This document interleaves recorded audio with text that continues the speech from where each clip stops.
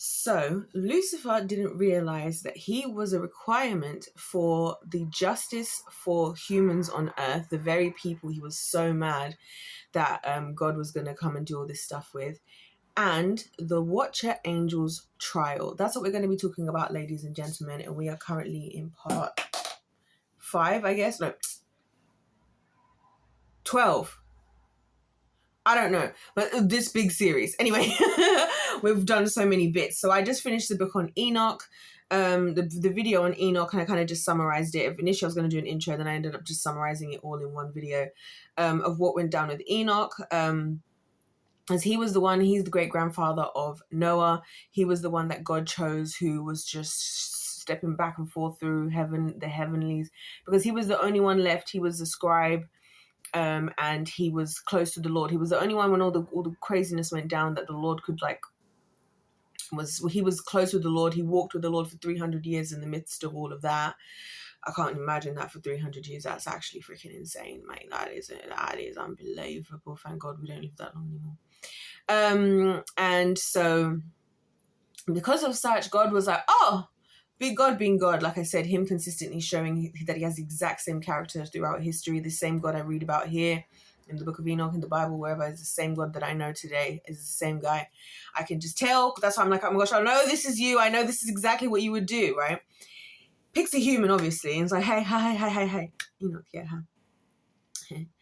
So the thing about it is you're going to judge these people, the Watchers, the two, Enoch's like, we're going to need you to, so first of all, we're going to give you a backstage pass into heaven, or an upstage pass into heaven.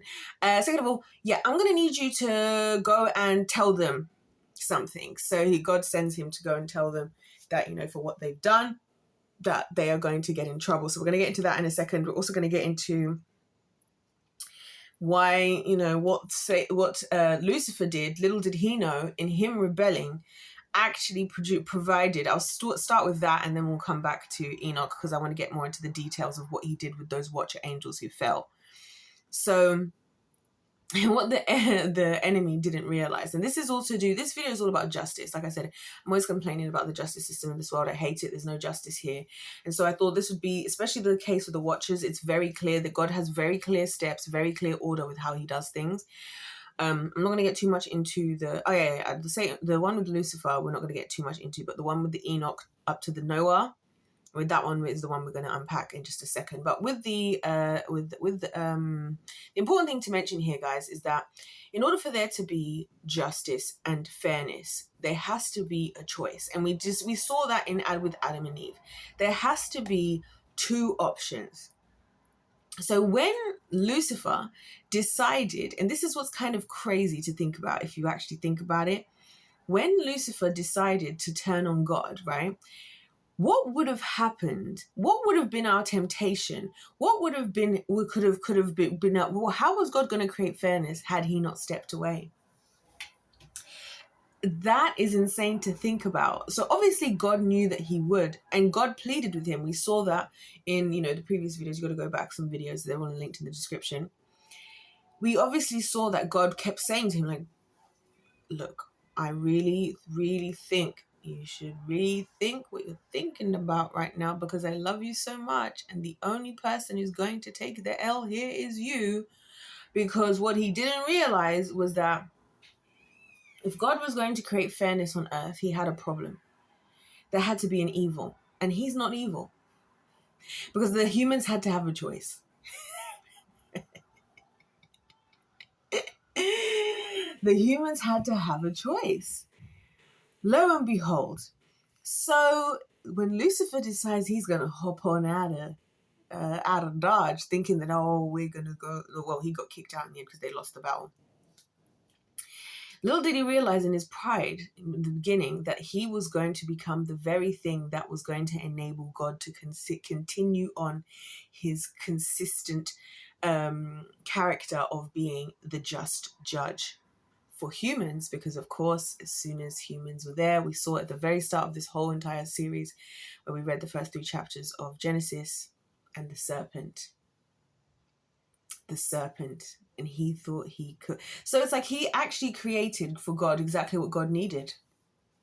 That's why I'm saying it's kind of funny how, you know, God, because he's so smart, like he knows how to create things in such a way where it's like you guys get to wield and do what you want to do. You're walking in your own footsteps every day. Listen, guys, I make my own choices when I know I'm making the choice that God doesn't want me to make sometimes. And I'm like, wow, I'm actually making it. Wow, I actually can, like, as in I really can. And it actually terrifies me more than it is like excites me or whatever, because I'm like, whoa, God is really just leaving us to our own choices. Because again, he just gives dominion. He gave us supreme power and authority. So that's what the enemy didn't realize. So now that there's evil in the world and we have our options, when we fast forwarded over to Enoch, our friend here, who was working. Oh gosh, I need to close it when I'm actually cold. Okay, guys, this is so juicy, so juicy, so juicy. I just recapped, right? So here we go. So we're going to go through the judgment of how God did the judgment from Enoch, right? So we know what happened. If you want to catch up with the watchers, I've talked about in detail in the Noah playlist how we came to have demons, which we're also going to hear about that, the creation of the disembodied spirits here as well, because it's all a part of God's judgment on everybody. Just to hear me out. So here's what happened. So everything's crazy. The women had, they slept with the angels. Yada yada yada. They created the Nephilim, which actually means fallen ones, by the way, or ones who cause others to fall. That's what Nephilim means. Doesn't mean giant, by the way. It means fallen ones in Hebrew. And then they also brought their technologies, which again, people then decided, we're going to switch out our God for these gods, because these gods, whatever, which is where all these gods we've heard about in all these mythologies. Again, who's telling them your mythologies? Why wasn't I, when I was in year 3 in the United Kingdom, was I taught that all these things are mythologies? Probably because the very families running the country and the governments and everything are working with those very same powers, and probably were when they were doing their colonizing and all these things. Yeah, I'm going there, you guys. This is where I'm going with all of this. Yeah, I'm going somewhere. I'm cooking. Listen, I'm good at cooking. That's one thing. That's one skill in life I do have. Okay, so Enoch's obviously thinking, dude, I'm a human. Am I supposed to be going? I'm supposed to be going to go and judge these angels. God, what are you talking about? Have you lost your mind? And God's like, nah.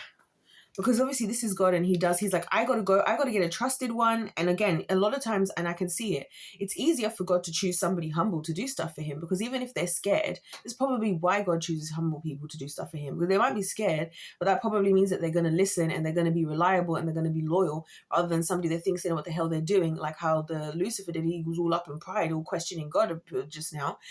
Or like Saul, as you guys will see, that's also linked in the description box below, that playlist with Saul, and from Saul to David, although I still haven't done the final video with David becoming king. I know it's because I'm avoiding it, because I don't know if I want it to be over. And Saul is doing the same. It's like he was off doing. So he's like, I need to find somebody I can trust. Anyways, that's what I'm saying. What God is saying, but I'm saying I can see if that's why he did it. So, anyways, the angel pulls up. Which angel pulls up to him? Enoch. Who pulled up to Enoch? Oh, all the angels. It was all of them. Oh, 2 angels. Oh, yeah. So one night he had a dream vision. 2 angels came to him. Oh, yeah. And they called him the scribe of righteousness. That's another thing. That's another reason why I'd be writing notes, guys. Because I'm like, we used to have scribes. People used to. The only reason we know any of this stuff is because people were writing stuff. This is why I got to write stuff. Because the hell of whatever my generation's coming after me, I'm going to have to hear from whatever lies are being told. I'm going to have my own library. I've already got a whole suitcase worth of journals of things that I have to say about the world, about all these scriptures and all this stuff, and the Bible. And God. So that, hey, because this is how the only reason we know about this stuff is because Enoch, we have the book of Enoch because Enoch actually wrote. He was a scribe. Like, where are the scribes of today? But anyway, that's what I'm trying to be, a scribe of the modern age. So anyway, so yeah, he agreed, yada yada. We'll skip over that. And so here we go. So task 1 was find the fallen watchers, and and it says here he needed courage because he was actually afraid. He was very much afraid. Because they could see, he had to find the fallen watchers. He was scared. But the thing is, they were actually scared because they were watchers and they were angels. They knew what was in him. So his first task he'd been given by these 2 angels that saw him in a visitation or a dream, was like, go and find the watchers. And he had to tell them. And then when he found them, they said, intercede for us who have abandoned heaven. So heaven already knew. Don't worry. God's like, listen, they're going to know you're one of mine when you get there, because they know. And this is what I'm saying to you guys about the spiritual world. The spiritual world knows stuff. So they're going to know you're one of mine when you get there. So you ain't got nothing to worry about. This is why, again, it's like the same thing we saw with David and Jonathan. They're like the Lord who delivered. You know, like when you have that relationship with God, like God knows, is like the spiritual world knows. The spiritual world knows. That's why they know who to attack when they're trying to be on the attack.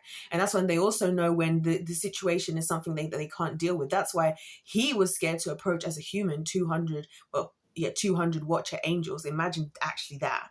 Like angelic beings. Then again, he has been living for the last 300 years amongst the giants and whatnot. But obviously the entirety of that 300 years. But you get the gist, right? So maybe it wasn't that big of a deal at this point. No, I'm kidding. But yeah, so they ask him, can you go and pray on our behalf in heaven? You see what I'm saying? They're scared now. They're like, what do we do? What do we do? What do we do? What do we do? What do we do? And you got to remember, guys, these guys made an oath. These watcher angels made an oath together. Listen, this is why when you make an oath, God is watching. God is watching you making oaths. This is why I don't want to make any agreement, any commitment to nothing. I don't want to commit to career. I don't want to commit to anything. I don't even commit to a job. I don't want to commit to nothing because I'm scared of what God is going to do as a result. So, you know, it's something we're working on at the moment. That's why I keep mentioning it. So I'm like, God, are we really going to remind me of this? As if you're not telling me that I need to like get out of that.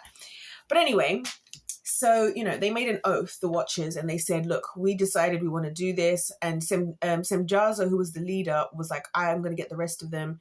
He was like the captain of the idea, right? But he's not the one that got in the most trouble, which we'll come to. Because he was like, I want to get us to sign an oath that if we go down, we're all going down together, basically, which is just, again, heinous. And each of them did take a wife for themselves, all 200, right? So imagine, it just took 200 watcher angels to cause that much chaos. But again, they were angelic beings. And like I said in the previous video, think about it. It makes kind of logical sense if you think about it. We have humans who have this flesh, right? They've been made to be godly, to be holy. They're angels. We've been made with flesh. Our flesh works against us, right? We've been pulled from the dust of the ground, right? And our flesh is working against us. So if you take our flesh that already wants to that, because again, I heard it said once by a man or woman of God that, you know, your flesh is always wanting to sin because your flesh is not going to be with you. It's going to die. So it's always going to bring you towards chaos because that's where it's going. So imagine you take that and you inject that, like with the steroids of the angels. What did we expect to be created, right? It kind of just makes logical sense. There's nothing even like fantastical about it, if you know what I mean. And I don't mean like fantastical as in like, I don't know how to say it, but you know, it's not like anyways, it's just logical, basically is what I'm trying to say. So anyway, so he has to intercede for them. That's what they asked for us who have abandoned heaven. So they know that they made the conscious decision and they made the oath, right? As I'm saying, we make decisions. So sometimes when we're like running back to the like, he's like, did you not choose with your free will? Doesn't mean he's not going to be as understanding and forgiving. Don't get me wrong. I'm just saying this is where humility comes into it, where when we go to God, this is why I'm like, God, I'm sorry. I shouldn't have done it. Like that should always be our whatever. I know I shouldn't have done it. I was wrong. I failed to da. Not justifications, not excuses. You know what I mean? You just got to, and this is what they know. That's why they said, can you please pray for us and ask, you know, can we get like a lighter sentence, pretty much is what they were looking for. And so the roles had reversed. Again, God had sent the angels to go and watch over the humans, and now the human had to come and pray on behalf of the angels. What the heck is happening? What the hell? What the hell-y? As I have written here, from scribe to cosmic prophet. Oh yeah, I was saying, imagine if God... You know, like how when I go out and when I go and travel stuff, guys, and I like vlog and I've been like vlogging what's happening and telling what's happening to me and God. Imagine if God had let Enoch vlog in heaven, like while he's just hopping back and forth. And he's like, guys, come with me while I vlog with me on my way to heaven. And then he's like, so God's just in a meeting right now with Gabriel. I'm just waiting outside. Like, that would be so cool. And then we're like giving you like a room tour. God, hey, I don't mind. If you need somebody to volunteer as tribute, I'm just saying. Anyways, he talked about seeing the angels shifting forms and stuff, because now he's got to go to heaven. So imagine also being Enoch, like I'm just a human and I now I've got all this responsibility and what the hell is happening? Anyway, But anyways, here's what happened. Enoch delivered the plea, but they knew, the archangels already knew everything. And judgment came quickly and quietly, right? Because they'd accounted for every tear and every tear shed and every blood that the Nephilim had done. They'd already accounted for every single one of those in heaven, because that's what happens, and that's why I'm scared. Well, not scared, but that's why I say that, like, our free will isn't a joke and God isn't a joke. And a lot of these men and women today who are leaders in the body of Christ, they clearly don't have a fear of God, because if you did, you would know that. And you would know that as you're doing whatever you're doing, you know that you're going to be held accountable, which means the only reason you're continuing doing that is that means you've definitely sold yourself over to the other side. And for that, I don't understand why you would do that still. That's the question we're trying to ask. So maybe after I finish this video, because I am not sure where the next stage is going to go, that's going to be my next question to go and ponder on for the next stage of this whole story arc. Because I'm like, God, why would you, as a man, when you know the scriptures, why would you still, I guess the pride, isn't it? Anyway, this is my favorite bit. This is genuinely my favorite bit. He said, right, he was told to tell them, you should petition for men, not for you.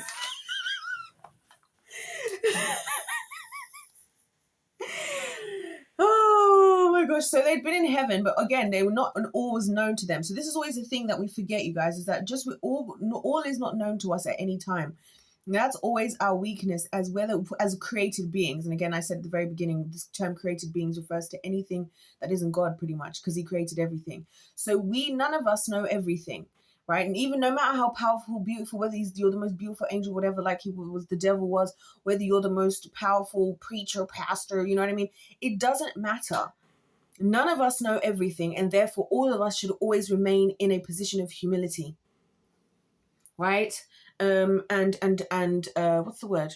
Submission to the Lord. They have been in heaven, but not all was revealed, yada, yada, yada. They thought they knew. So basically, I think it's my flask, my coffee in it. They thought they knew, but they thought they knew, but they thought they knew more than they actually did know, basically.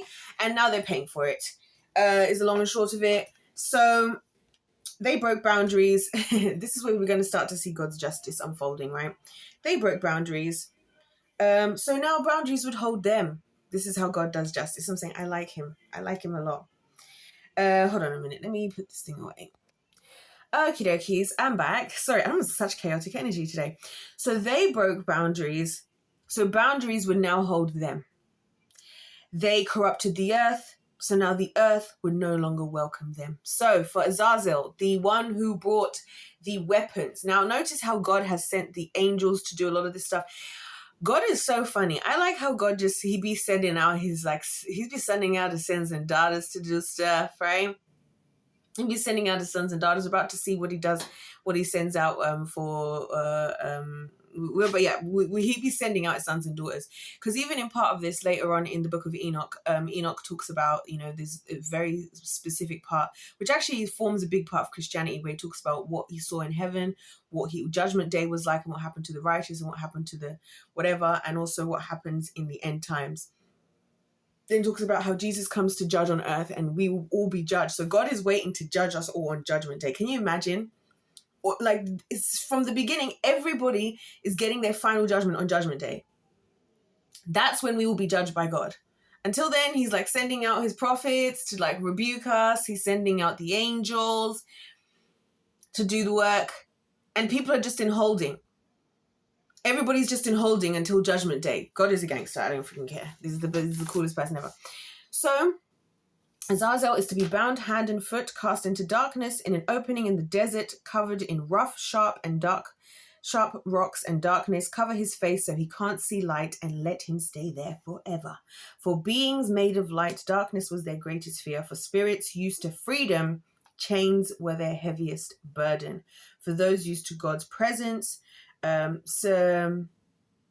separation was the deepest pain. I got to quote the person who said this. It was this guy on Kazuzin. Each angel got their. Let me fast forward, because somewhere I've got. This whole thing repeats twice in my notes for some reason. Okay, yeah. Okay, so yeah, so this is what we're gonna do. Here's how we're gonna do this. So how we're gonna do this is, I think this is right. Okay, perfect. So let's talk about the angels. So what ends up happening is, obviously God sees the cries of all of this, right? So I know it's a bit convoluted how I'm explaining it, but God had heard all the cries. So that was, yeah, so Enoch did his task basically. And so, but what was actually going to happen is what the judgment that was happening between Enoch and Noah. Sorry, I have to explain that. It's really hard for it to explain because it's a lot to wrap your head around.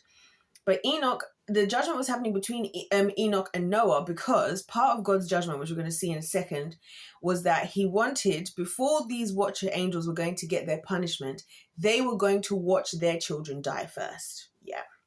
So before we get into that, let's talk a little bit about what the different four archangels, what they do, because they each get given a specific task in the judgment of the Lord. So I'm saying it's all very orderly with the Lord. So Michael, because it says, like, you know, they were in heaven and they could hear the cries and all that, and so then this is what God then decides to do. So Michael, all these EL names of God, I don't know if you guys know that. So Michael is like who is like God. That's what Michael means. He's the commander of the heavenly hosts. Then you have Raphael, which means God heals. He's the medicine bearer of heaven. Uriel, light of God. He's the keeper of wisdom and warning. And Gabriel, strength of God, heaven's messenger of both doom and hope. Right? So these are his archangels, right? That he's there with, you know, the high rankers. And here's what God commands. So God commands them to go to Noah. Tell him what is coming. He alone will escape with okay, yeah, so here he goes. Human cries reach heaven day and night as they watch from heaven with God. God commands them to go to Noah. Tell him what is coming. He alone will escape with his sons. Gabriel is set the task to warn the righteous man to build his ark. Raphael is sent to bound Azazel. So he's the one who's got to do the bounding of Azazel, because you know why? Because he's the medicine bearer of heaven, and that before anything happens, we must first remove this infection. The one who brought weapons, right? He's like, we've got to remove. God's like, we must first remove this infection off of earth. His punishment comes first because he shows humans how to make weapons with metals and everything. Then Uriel must warn the son of Lamech. So Uriel is the son of Lamech is Noah, about the coming devastation. Okay, so I'm thinking that those two events might have happened at different times. I'm thinking maybe it's at first Gabriel just said, you might want to build an ark. And here's the rest of the instructions, because it's obviously going to take a long time. Like I said, there's a long period of time that this whole thing is going over, this whole judgment period. And then so Uriel comes, and he came with a warning light, and it says, you know, that the warning lights were showing like that should have been signs of heaven that there's a warning, like, but the people didn't notice because they were so busy being degenerate. This is what I feel like is what the world is like right now. Anyways, so Uriel explains to explain to Noah the coming devastation. And then Michael, who is the mightiest angel, he is the one who's to bind Semjaza. So he was the initial captain who was all like, guys, let's make an oath together to do this heinous thing. And the rest after they see the death of their children. So they had to wait to watch their kids, which is funny because I feel like basically in some kind of way, this suggests to me almost as if, like, I guess it's because I don't believe parents love their children anymore. So that's probably why I'm struggling to believe it. But I feel like, I'm like, was this a punishment in the sense that did they love their giant children between the watchers and the women? I don't know. Bind them and hide them in the valleys for 70 generations until the final judgment at the end of the age. They who thought of themselves beyond time will now feel the slow agony of every second. So before they didn't experience time the way we do. Enoch also spoke about that, like how it was kind of hella crazy to see this change in how time was moving and all of this between here and being in the heavenlies, right? An orderly and just punishment and strategy.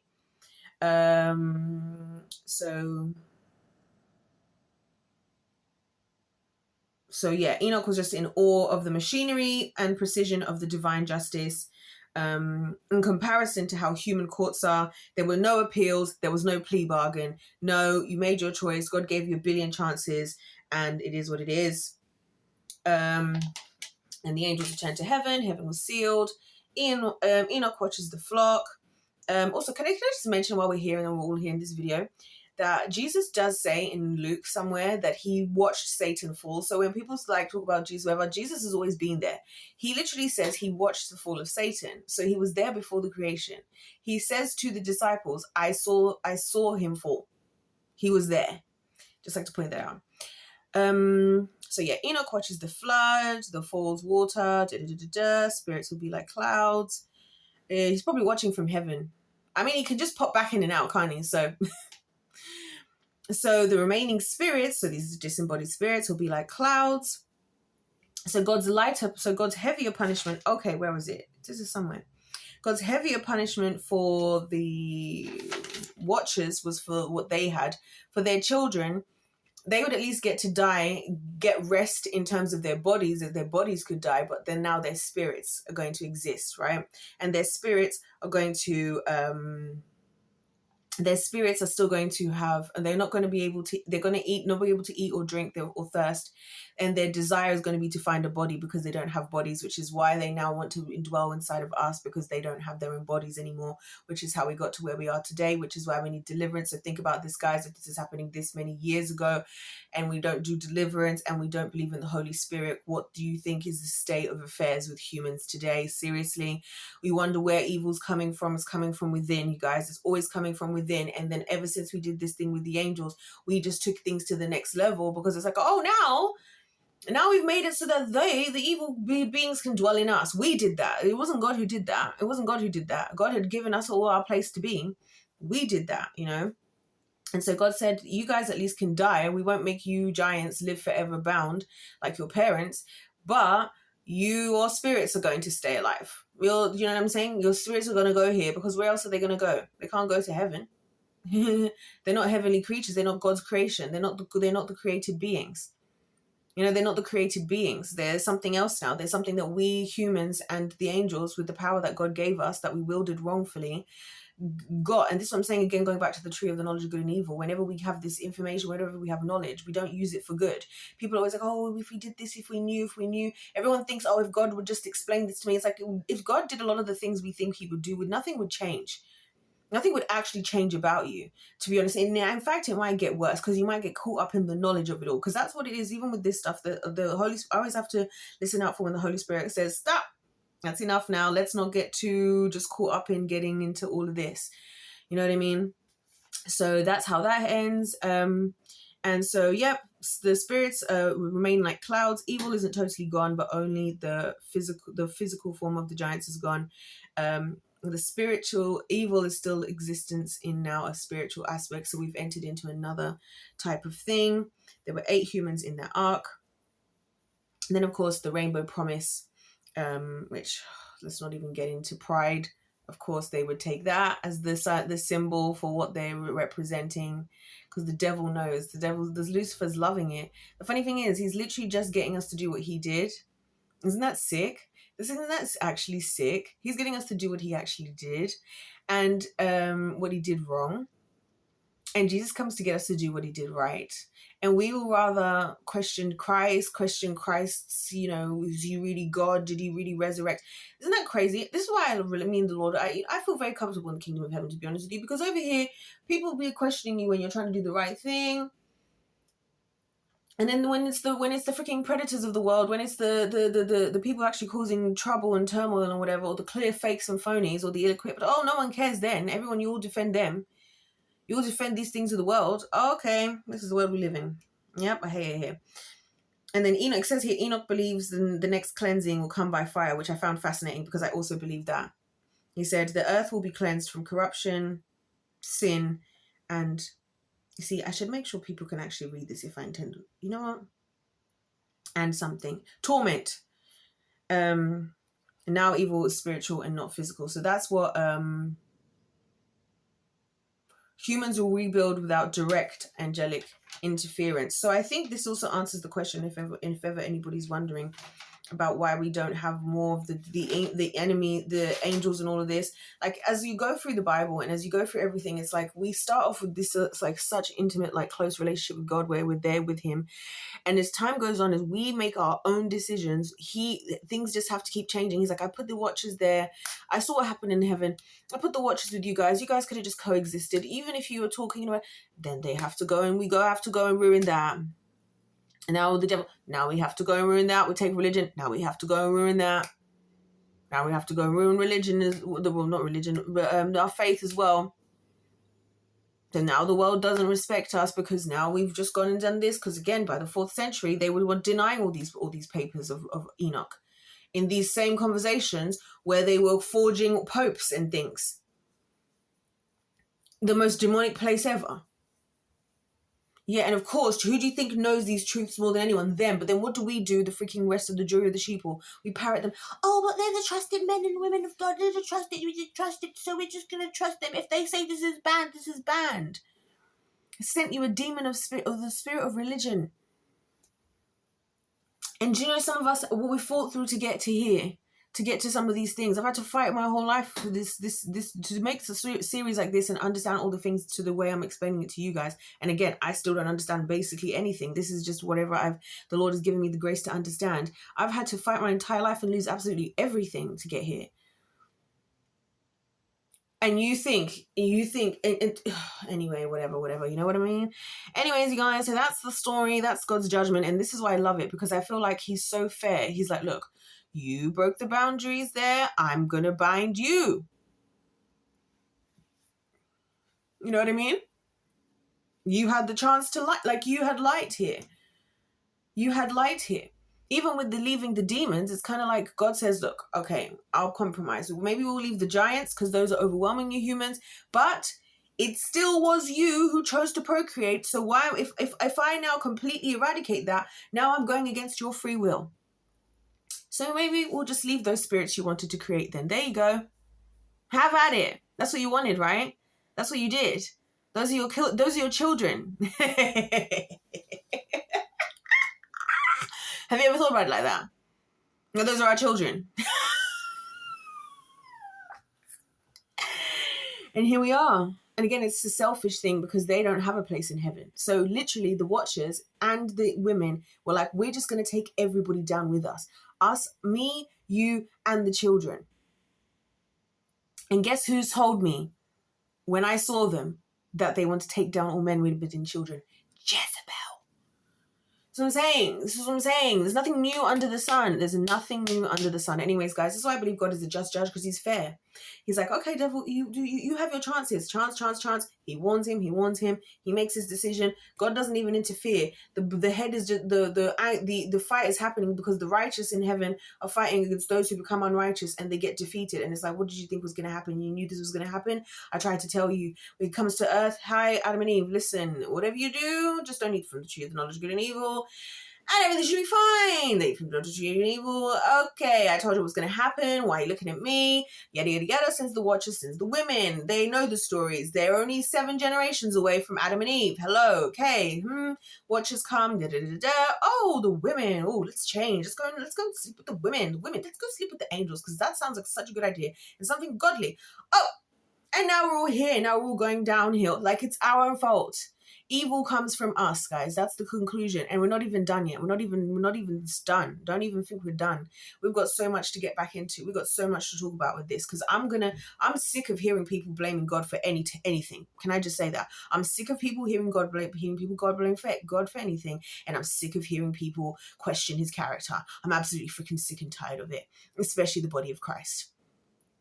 I'm sick of it. So yeah, I'm going to keep going with this until whenever I can, as long as I can, with whatever I can, as long as the Lord will give me more things to talk about. Because I'm sick with this. I'm sick and tired of people questioning God or questioning his goodness or why there's evil. There's evil in the world because it's us. Oh, but don't worry, you guys. We're going to go further with it. We're going to go further. I'm just wetting your palate.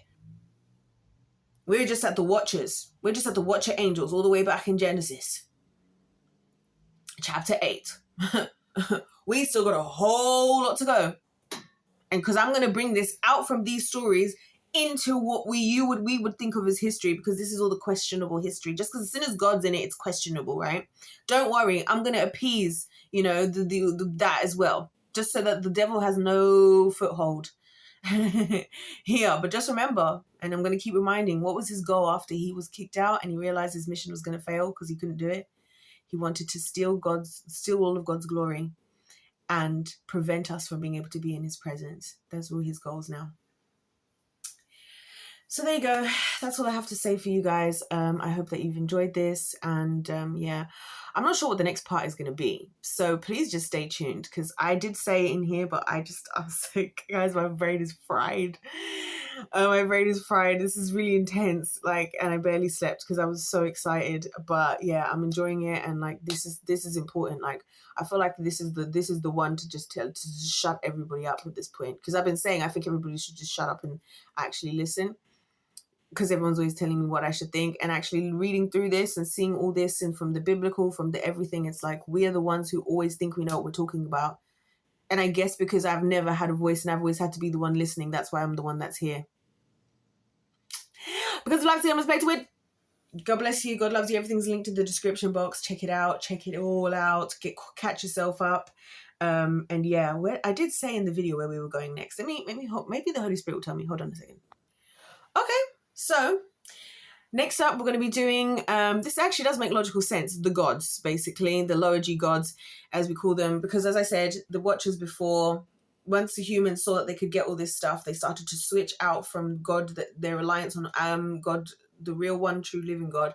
They started to treat these angels and these other beings, you know, as gods, and therefore we now are going to enter into this whole thing of the gods. So I'm going to have to go on a deep dive. So who knows when I'm going to be back and look into these gods where all these mythologies come from, which I've touched on before, but I've never done the deep dive. So I guess it's time now, because that's the next layer, isn't it, of the evil in the food chain, from the fall of Satan to the fall of man to the Watchers and the women with the demons. To we're going to now move on to us now seeing that, oh, there's actually things we can do without God. There's other like gods. Yeah, that's where we're gonna head next. Don't know how it's gonna be. Stay tuned. Catch up anyways, guys. God bless you all. God love Flag Game is pay to win. God bless you all. God loves you. I love you. And I'll see you in the next one.